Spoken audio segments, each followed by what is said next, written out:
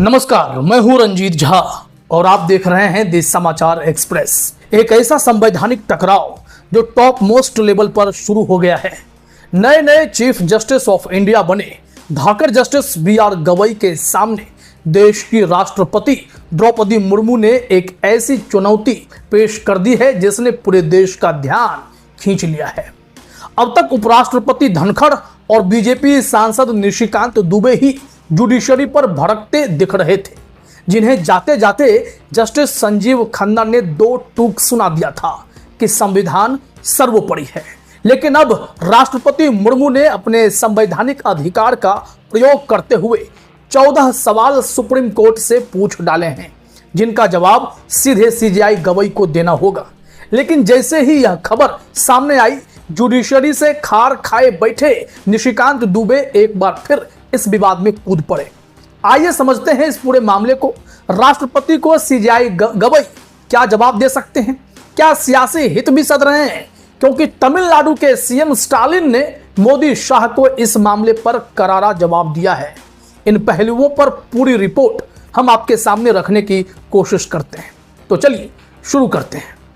सबसे पहले बात करेंगे बीजेपी सांसद निशिकांत दुबे की, जो पिछले कुछ दिनों से जुडिशरी पर लगातार हमला बोल रहे हैं।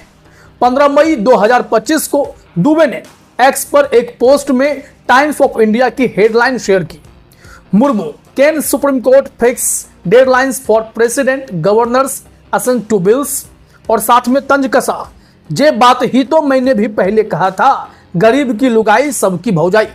अब इस कहावत का मतलब तो आप अच्छे से समझते हैं। यहां दुबे खुद को उस गरीब की लुगाई बता रहे हैं जिसकी हाईकोर्ट से लेकर सुप्रीम कोर्ट तक में जमकर फजीहत हुई है। लेकिन यह पहली बार नहीं है। 13 मई को दुबे ने एक शायरी पोस्ट की थी। उसमें कहा था, मैं तो इस वास्ते चुप हूं कि तमाशा न बने, तू समझता है मुझे तुझसे गिला कुछ भी नहीं। यहां वो जुडिशरी पर तंज कस रहे हैं, कह रहे हैं कि वो चुप हैं ताकि तमाशा ना बने, लेकिन जुडिशरी को लगता है कि उन्हें कोई शिकायत नहीं है। इससे ठीक एक दिन पहले 12 मई को उन्होंने हरिवंश राय बच्चन की मधुशाला की पंक्तियां पोस्ट की थी।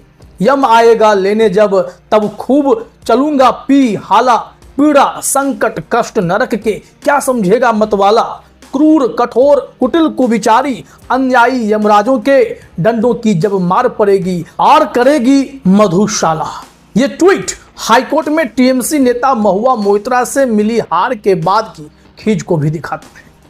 12 मई को ही दिल्ली हाईकोर्ट ने दुबे के खिलाफ महुआ मोइत्रा का केस बंद कर दिया था, क्योंकि दुबे ने अपना कथित मान हानिकारक पोस्ट हटाया था हाईकोर्ट के आदेश पर। इस हार की खींच में दुबे ने जुडिशरी को क्रूर कठोर कुटिल कुविचारी अन्यायी यमराज कहकर अपनी भड़ास निकाली थी। सवाल ये कि क्या दुबे का ये गुस्सा जायज है या वो जुडिशरी को बदनाम करने की कोशिश भी कर रहे हैं? अब आइए सबसे बड़े मुद्दे पर, राष्ट्रपति द्रौपदी मुर्मू के उस कदम की चर्चा जिसने ये पूरा विवाद अब शुरू किया है। राष्ट्रपति ने आर्टिकल 143 के तहत सुप्रीम कोर्ट से 14 सवाल पूछे। इन सवालों का मकसद है सुप्रीम कोर्ट के उस फैसले की समीक्षा जिसमें कोर्ट ने राष्ट्रपति और गवर्नर के लिए विधेयक पर फैसला लेने की समय सीमा तय की थी। राष्ट्रपति का सवाल साफ है, क्या सुप्रीम कोर्ट के पास ऐसी डेडलाइन तय करने का अधिकार है? क्या कोर्ट राष्ट्रपति की शक्तियों को सीमित कर सकता है? लेकिन बड़ा सवाल यह कि क्या राष्ट्रपति ने यह कदम अपनी मर्जी से उठाया या इसके पीछे मंत्रिपरिषद की सलाह है? संविधान के मुताबिक राष्ट्रपति को मंत्रिपरिषद की सलाह पर काम करना होता है। ऐसे में क्या यह माना जाए ये सवाल मोदी मंत्रिपरिषद की सलाह पर सुप्रीम कोर्ट को भेजे गए हैं? और अगर हां, तो क्या इसके पीछे सत्ताधीशों का कोई राजनीतिक हित सध रहा है? तमिलनाडु के सीएम स्टालिन ने मोदी शाह को इस मामले पर करारा जवाब दिया है। तमिलनाडु के सीएम ने 3 सवाल कर दिए। उन्होंने अपनी एक्स पोस्ट पर पूछा कि राज्यपालों के लिए फैसला लेने की समय सीमा तय किए जाने पर आपत्ति क्यों होनी चाहिए। क्या बीजेपी विधेयक पर सहमति देने में बेमियादी विलंब की अनुमति देकर राज्यपाल की तरफ से टालमटोल को वैधानिक स्वरूप देना चाहती है? क्या केंद्र सरकार गैर भाजपा शासित विधानसभाओं को शक्तिहीन करना चाहती है? कुछ जानकारों का मानना है कि यह कदम जुडिशरी की बढ़ती ताकत को काबू करने की कोशिश हो सकती है। पिछले कुछ सालों में सुप्रीम कोर्ट ने कई ऐसे फैसले दिए हैं जो सरकार को असहज कर देते हैं। सवाल यह है कि क्या सरकार इस मौके का फायदा उठाकर जुडिशरी पर दबाव बनाना चाहती है?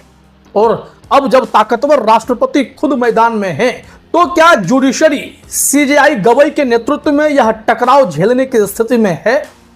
अब बात करते हैं उनकी ही, यानी सुप्रीम कोर्ट के नए चीफ जस्टिस BR गवई की, जो 14 मई 2025 को ही सीजेआई बने हैं।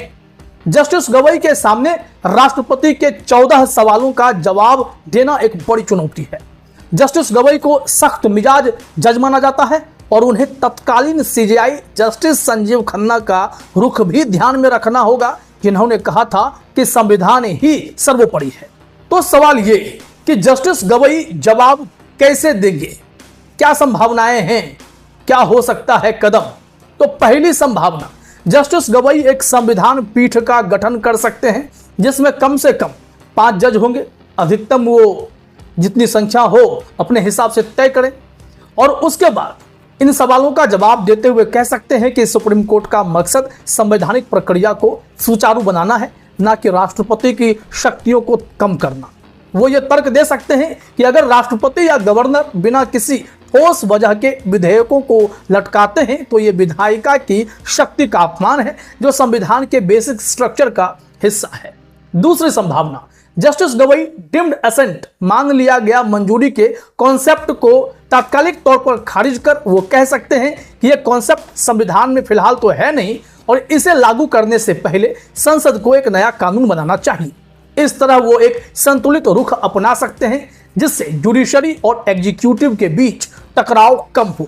तीसरा कदम, जस्टिस गवई इस मौके का इस्तेमाल कॉलेजियम सिस्टम में सुधार लाने के लिए भी कर सकते हैं। निशिकांत दुबे जैसे नेता कॉलेजियम सिस्टम पर सवाल उठा रहे हैं और 2017 में सुप्रीम कोर्ट ने भी माना था कि इस सिस्टम में भाई भतीजावाद और पारदर्शिता की कमी है। जस्टिस गवई एक कमेटी बनाकर कॉलेजियम सिस्टम में सुधार की सिफारिशें कर सकते हैं ताकि जुडिशरी पर लग रहे आरोपों को कम किया जा सके। हालांकि जस्टिस खन्ना ने खूब कोशिश की है, लेकिन सवाल यह है कि क्या जस्टिस गवई सख्त तेवर दिखाएंगे या संतुलन की राह चुनेंगे? जुडिशरी के फैसले की रक्षा की जिम्मेदारी भी तो उनकी ही होगी, क्योंकि उनके ही जजों ने राष्ट्रपति से टकराव मोल लिया, अपनी हिम्मत दिखाई थी। अब इस मामले की पृष्ठभूमि पर एक नजर डालिए। ये पूरा विवाद तमिलनाडु से शुरू हुआ, जहां गवर्नर RN रवि ने 10 विधेयकों को अनिश्चित काल तक लटका दिया था। सुप्रीम कोर्ट ने इसे असंवैधानिक करार दिया और फैसला सुनाया कि राष्ट्रपति को गवर्नर द्वारा भेजे गए विधेयकों पर 3 महीने में फैसला लेना होगा। लेकिन अब राष्ट्रपति ने इस फैसले पर सवाल उठा दिए हैं। इस टकराव का भविष्य पर बड़ा असर होगा। अगर सुप्रीम कोर्ट अपने फैसले पर अड़ा रहता है तो जुडिशरी की ताकत बढ़ेगी, लेकिन अगर कोर्ट पीछे हटता है तो एग्जीक्यूटिव को ज्यादा ताकत मिलेगी। सवाल ये कि क्या ये टकराव जुडिशरी की स्वतंत्रता पर सवाल खड़ा करेगा? क्या निशिकांत दुबे जैसे नेताओं की आलोचना जुडिशरी को कमजोर कर सकती है? और सबसे बड़ा सवाल, क्या इस पूरे विवाद के पीछे सत्ताधीशों का कोई सियासी मकसद है? आप हमें बताइए कि आप इस जंग का क्या अंजाम देखते हैं। कमेंट में अपनी राय जरूर शेयर कीजिए। वीडियो पसंद आए तो इसे लाइक, शेयर और सब्सक्राइब हमारे चैनल को भी जरूर कीजिए ताकि अगले वीडियोज के नोटिफिकेशन आपको तुरंत मिल जाएं। फिलहाल हमारी तरफ से इस वीडियो में इतना ही। हम फिर मिलेंगे किसी और बड़ी खबर के साथ। तब तक के लिए धन्यवाद, शुक्रिया।